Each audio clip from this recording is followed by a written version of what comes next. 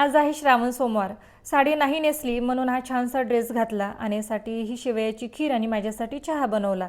एरवी न 1 कप चहा घेणारी मी उपवासाच्या दिवशी आवर्जून अर्धा कपच घेते. आज आने देखील मला मदत करत होता. नंतर देवपूजा केली आणि आता महादेवाची पूजा करायला घेतली. पण माझ्या महादेवाने आजही मला फुलं आणून नाही दिली. 108 बेलाची पाने आणून दिलीत म्हणून त्यांचे खूप आभार मानले. देवपूजा केल्यानंतर पोटपूजा करायला घेतली. उपवास असला आणि साबुदाण्याची खिचडी खाल्ली तर मला पित्ताचा खूप जास्त त्रास होतो, म्हणून मी असा बटाटा बनवून खाते. कधी बटाटा उकडून घेते तर कधी असा तेलात फ्राय करून घेते.